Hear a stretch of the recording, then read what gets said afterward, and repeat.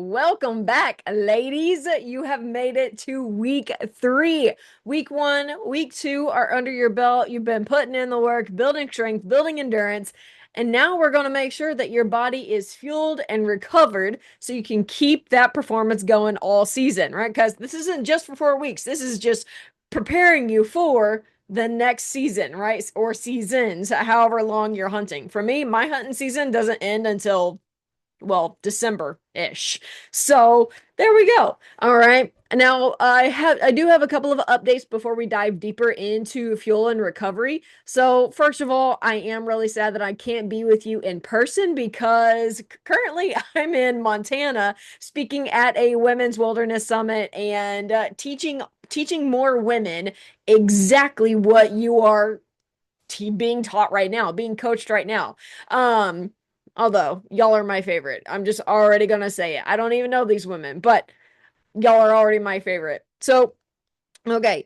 So I will be back next week with a guest speaker. So be sure to bring all of your elk questions, archery questions, hunting questions, whatever you got, bring it. You don't want to miss this opportunity to pick this person's brain.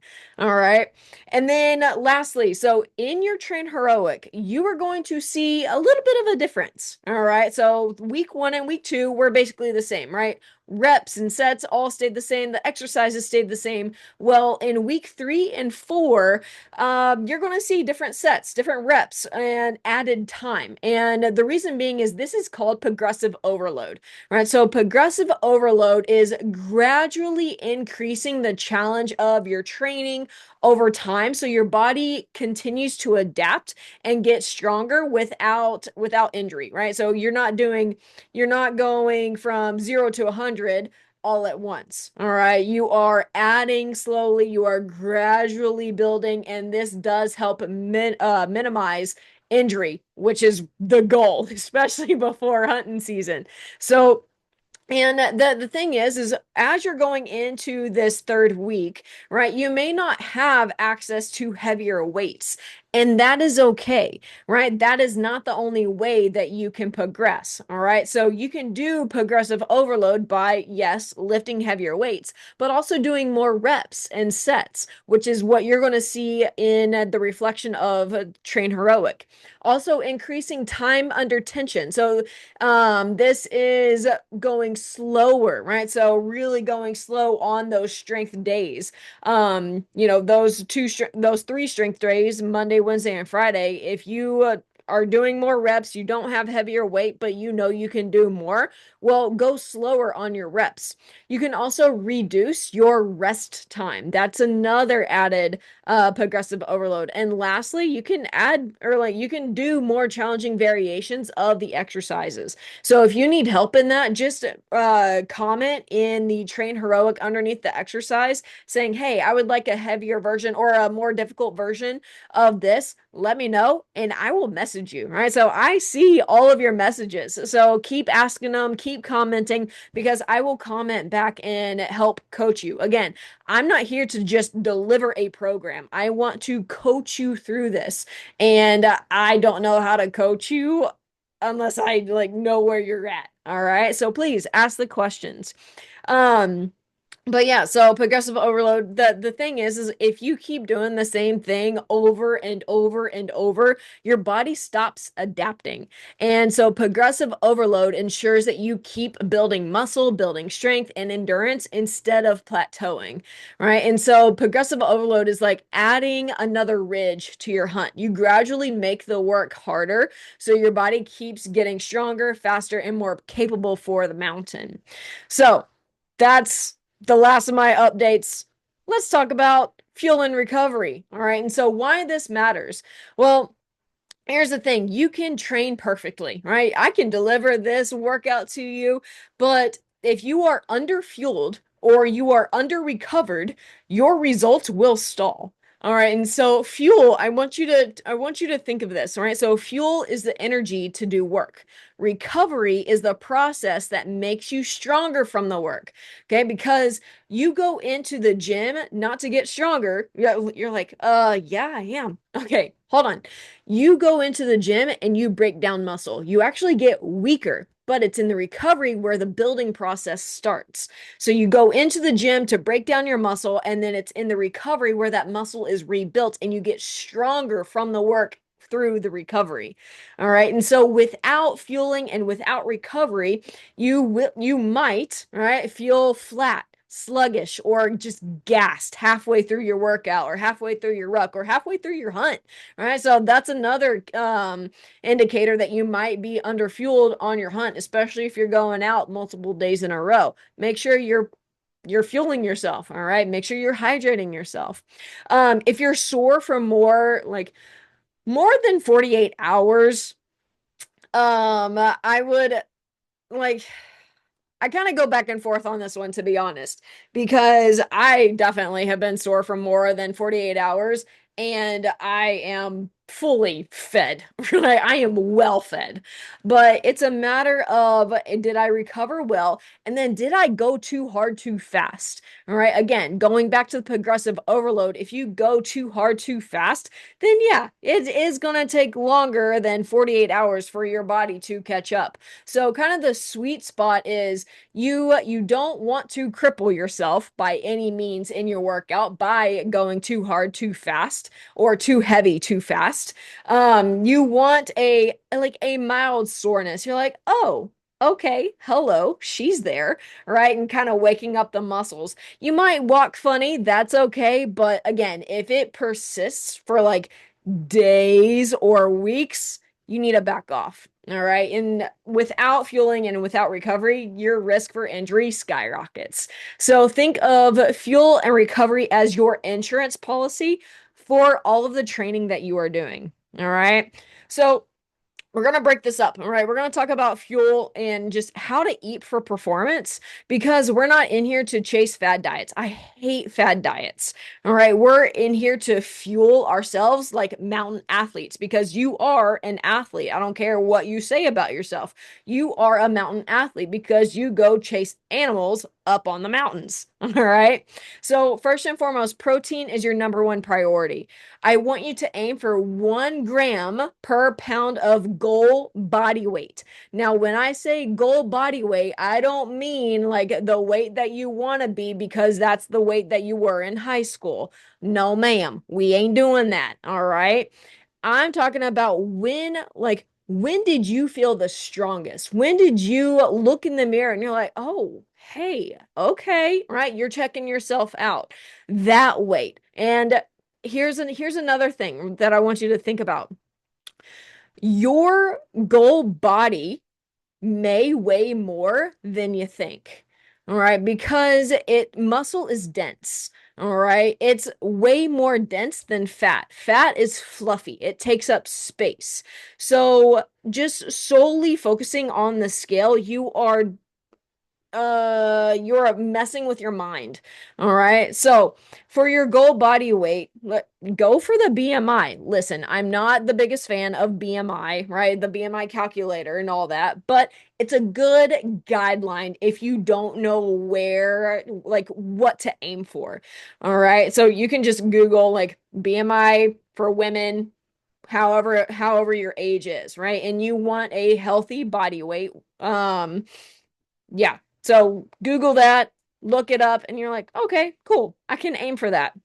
Again, that is just a guideline. All right. If you are 10 pounds heavier because you have more muscle, then that is a-okay. All right. Now, 1 gram of protein per pound of goal body weight. All right. So protein is your number one. This also helps support your muscle repair, strength gains, and your satiety. Right. So meaning it's going to help you stay fuller longer because it is slower to digest. All right. And spreading protein throughout your day, right? Not just at your dinner, right? But spread your protein throughout the day. That way you are fueling your body. All right. Next, let's talk about carbs. Y'all, carbs are not the enemy. Okay. Carbs are not just pastries, cookies, pastas, and all the yummy goodness. All right. Carbs are energy and they are your body's primary fuel source for just for daily living, right? And high intensity, think like hiking, climbing, lifting, all right?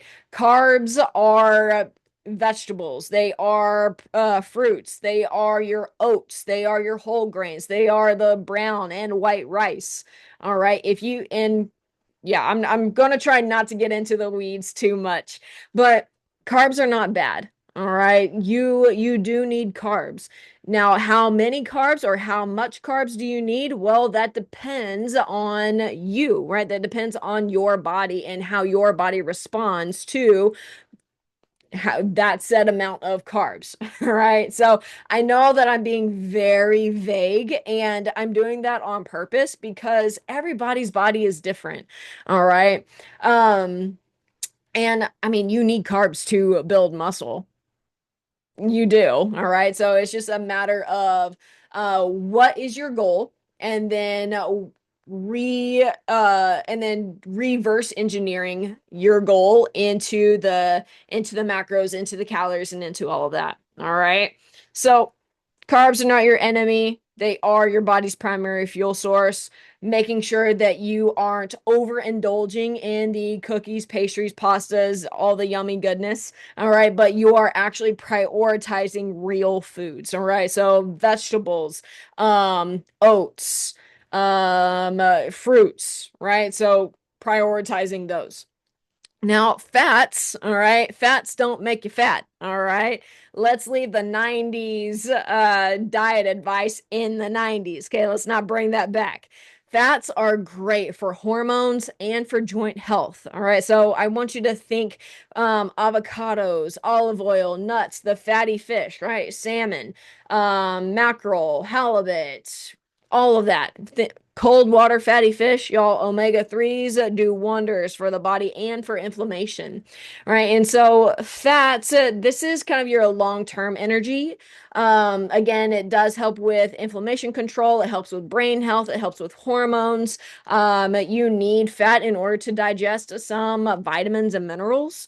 So again, like that will depend how many fats you need upon your goal. All right. So if your goal, so say you look up the BMI calendar and you're like, okay, my goal is 150 pounds. Cool. Okay, your goal, 150 pounds. If you need to lose weight, you need to be in a calorie deficit. All right. So, meaning you need to eat less calories than you are. Wait, yeah, you need to eat less calories and you need to burn more calories. All right. So you need to burn more calories than you are eating. That's what I was trying to say. Whew. So goal is 150 pounds. I am going to aim for 150 grams of protein. Yes, that is doable because that is my goal. All right. My goal is 150. My carbs, because I want to be in a slight calorie deficit, because I want to defluff a little bit, if you will. I put my carbs at 120 grams. Now, there is kind of a debate of, well, how low is too low for carbohydrates? And from the research papers that I've read, and not Chat GPT, all right, Chat GPT is not always 100% correct, y'all, right? Chat GPT is still the internet, but actually looking at the research papers that people way smarter than me have done, women need anywhere between 100 to 120, 130 grams, again, depending on how your body responds to that amount of carbohydrates. So, but that tends to be the sweet spot if you want to do a weight, or if you have a fat loss goal and if you have a body recomp, right? So you want to change the shape of your body, not necessarily want to lose weight. All right. So 100, anywhere between 100 grams to 130 grams is the sweet spot if you are in a fat loss goal or if you're in a body recomp goal. If you want to gain weight, you want to gain muscle, then you are going to need more carbohydrates. Hello. All right. And you want to be in a calorie surplus, meaning you are going to eat more calories than you are burning. If you want to do a body recomp or a maintenance, right? You're like, no, actually, like I feel great at this body weight. I love how I feel. I just want to add a little bit of muscle, probably lose a little bit of fat. Then that's the body recomp. And from there, right, it's just a matter of controlling and manipulating the different types of macronutrients. And then fats, so fats kind of goes like anywhere, I would say like I wouldn't go below like 45 or 50 grams again because you need fats for hormone health. So there you go. That's how I would split it. That's how my personal macros are split. And I don't want you to follow those because they are from me, right? So if you need help with those, then please let me know, shoot me a message. I'm happy to walk you through those. Um, Now, if you're like, Kim, how do I know like how many calories I'm eating? Well, you track your food. All right. Plain and simple. You got to track your food because your smartwatches like they won't they're not accurate enough to calculate how many calories you burned, and you have to know like what's coming in and what's going out. It's just like your bank account. All right, you have to know how many calories are coming in order for you to guesstimate how much is coming out, right? So your calorie budget, if you will. So you can better control what's coming in by tracking your food, not guesstimating, right? But by tracking your food, some very popular ones. I personally like the First Form app. I am a nutrition coach in there. Um, so the First Form app, MyFitnessPal is great. I believe it's like My Macros. I have a free macro calculator. Actually, let me just click that in there, right? So I have a free macro calculator for you. You can plug in your goal weight, and all that, and it'll spit out your macros that you need to aim for. All right. And then use whatever tracker you want. It could be MyFitnessPal or My Macros, the First Form app, whatever. Okay, diving a little bit away from that, moving away, not diving, moving away from all of that, we're going to talk about hydration and electrolytes. All right, so I want you to aim anywhere between 80 to 100 ounces of water daily as a baseline, right? And then, yes, you want to use electrolytes, especially if it's hot, right? So, like these August days right now, for you bear hunters, if y'all are going out bear hunting and when y'all are doing your rucks, make sure you do have electrolytes, right? So, like, I like to carry a bladder of water on my back, and then I have a water bottle that actually has electrolytes in it. All right. And so, I have both, but it really depends on how hot it is, the terrain that you're hiking, how long you're hiking, and if you're at elevation, and how, like, are you a salty sweater? If you are a salty sweater, you're going to need more electrolytes. You're going to need more salt. But a good general rule is any session over 90 minutes, make sure you have electrolytes. And for right now, like just having like one packet is more than enough. All right. That you should be solid with that.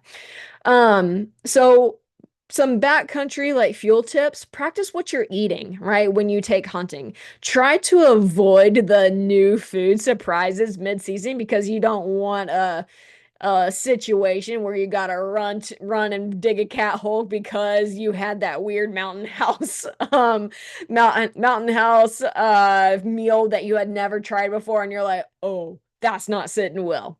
Yeah. We don't need that. So practice eating what you're going to take out hunting. Choose calorie dense, lightweight options like nut butters, bars, dehydrated meals if you are going out for longer days. If you're coming back and forth, right, you actually have a home base or you're not going too far from your home, or you're hunting from your truck or whatever, and you're able to stash food, okay, awesome. Make sure that you take plenty of food with you, right? At least 2 extra days food in your truck, and then that way you can refuel as you come back and you're kind of spike camping and all of that. And then include salty snacks to help with hydration, not just having or not just relying on electrolyte packets, but include some salty snacks. Okay, so let's talk about recovery, all right, and how to bounce back faster. So, y'all, recovery isn't doing nothing, all right? Recovery is not becoming one with the couch, becoming the couch potato, all right? Recovery is actively helping your body adapt and to get stronger. So, number one recovery tool is sleep. Y'all, you need to sleep. So, try to aim anywhere between 7 to 9 hours. Everybody is different, and I understand, like, yo, I got a baby. That ain't possible. Okay, I get it. All right. But try to aim for it when possible. All right. And then keeping a consistent sleep wake schedule, right? Your circadian rhythm, y'all. Whenever you stick with a circadian rhythm or a sleep wake cycle, right? You go to bed around the same time every day. Yes, even on the weekends, and you wake up at the same time every day. Yes, even on the weekends. You will get such a deeper sleep, a more sound sleep because your body is on a schedule and it likes having a schedule. All right. So once you set a circadian rhythm that works for you, try to stick to it as best as possible. And then y'all avoid doom scrolling. All right. Stop at this at 2 a.m. doom scrolling. I can't sleep. I can't sleep. Well, no shit. All right. Because you have this bright light keeping you up, y'all. Here's the thing. You have to pretend to go to sleep in order to fall asleep. All right. If you're not tired, pretend you're tired and practice going to sleep. I like to keep my phone away from me. I actually did an experiment of okay, sleeping with my phone next to my head, right? I can roll over, tap snooze and all that. But I actually get better sleep because my phone is away from my head and it's like the electromagnetic field that's going on while the phone is charging. It's weird. It sounds woo-woo. It's not. All right. There are studies about that, but my sleep has gone way deeper, which is wonderful, right? And it also forces me to get up because now I have to get out of bed to turn off my alarm. I'm already up, then I start my day. So avoid doom scrolling before bed. Try to keep your phone away from you, charging away from you as much as possible. I realize that some of y'all can't do that. Again, like tr when possible, try to do it.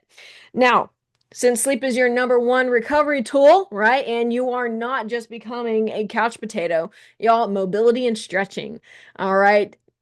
5, 10 minutes if you're super sore, like in after your workout or in the evening, focus on your hips, hamstring, calves, and your thoracic spine, especially while you're out hunting. Take it to heart. Those mobility days, right? Those ruck mobility days, y'all go through those stretches, go through that mobility flow to help get your body moving, the soreness moving out, and get all those nicks and niggles and all of that. So mobility and stretching really does help. Post-workout nutrition, y'all, we had just talked extensively about nutrition, but making sure that you are getting protein within 1 to 2 hours after your training. I do recommend creatine, right? Again, I keep saying studies show, but there are a lot of studies. All right, studies show that women benefit way like so much. Everybody, not just women, but everybody benefits from taking creatine, supplementing creatine. It's fairly cheap, right? But just know that with any supplement, quality does matter, and there are bad quality supplements out there. So make sure you find a supplement company that you really like. Again, I personally love and trust First Form. I think that they have some of the best products. If y'all have questions about their products, I'm happy to talk with you about those. But any creatine that you buy or that you go find, make sure that it is a creatine monohydrate. You don't want a dihydrate or a trihydrate or a whatever hydrate. Monohydrate, all right? Anything else, it's not really digestible, and you want it in a powder form because the pill form just doesn't seem to hit the body like powdered substance does. So make sure that that everybody is supplementing with creatine because you will see benefits for it. Or at least your body will have benefits for it, especially with brain health, bone health. Hello, women, osteoporosis. We want to try to prevent that as much as possible. And creatine does help that. And it helps bring so the goal of creatine, right? So its primary job is to bring water into the muscle, right? And a hydrated muscle is a healthy muscle. And creatine also recycles energy. So go back to high school, like biology, ATP, ADP, and all of that, right? The recycle energy or the ATP cycle, Krebs cycle. That's what I was trying to say. Creatine helps recycle your energy so you can show up and perform better in the gym and perform better outside because it is recycling that energy. All right. So supplement with creatine. If y'all have any other questions, just message me and I'm happy to talk with you about it. But post-workout nutrition, make sure that you're having protein, creatine at least 1 to 2 hours after training. If you can't get a supplement in, or if you can't make a full meal after working out, supplementation is a-okay. You don't have to pound a protein shake if you don't want to, especially if you have access to your fridge, right? You can have Greek yogurt with some berries and perfect, right? And then, y'all, walks, cycling, mobility flows, all of this is considered as active recovery. Use foam rolling, lacrosse balls, massage guns to help reduce your soreness. And yes, you can do cold plunges or the contrast hot cold showers that can help with inflammation.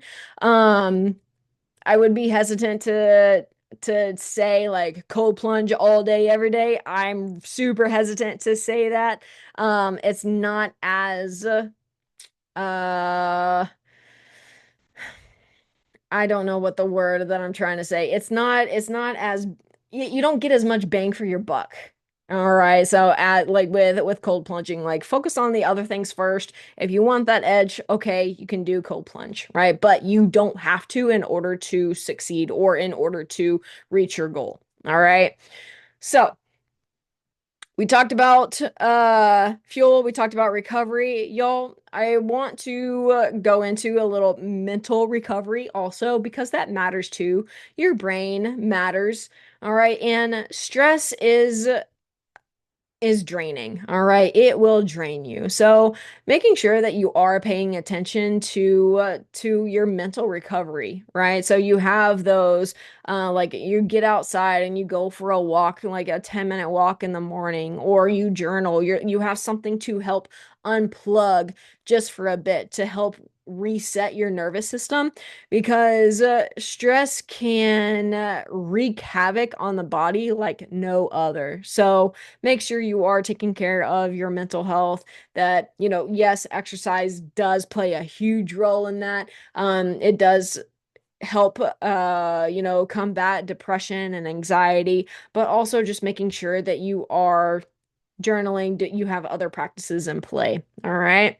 So quick recovery and fuel checklist. All right. So you hit your protein, all right? That's 1 gram per pound of goal body weight. You hydrate and add electrolytes on long days. You prioritize your sleep. Yes, even during the hunting season. You include mobility at least 2 times this week. You have them scheduled.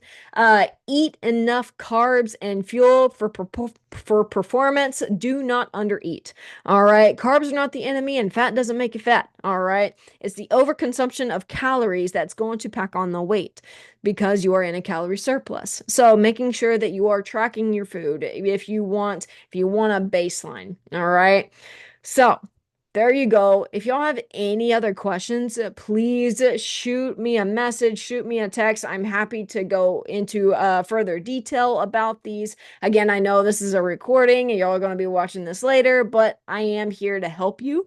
All right. And just as a closing reminder, y'all, you cannot out train bad fuel. All right. You can't get stronger without recovery. All right. These next 2 weeks are where the hard training and is really going to start stacking up. So give your body the tools to keep building. All right. Next week is our final call with our guest speaker with hunting tips. So make sure that you come ready with those questions because I want you ready, feeling ready for the mountain, feeling confident for the mountains and whatever you are chasing. So there you go. I hope this helps. I hope y'all found this useful, helpful, all of the things. Keep crushing it, and we'll see you next week.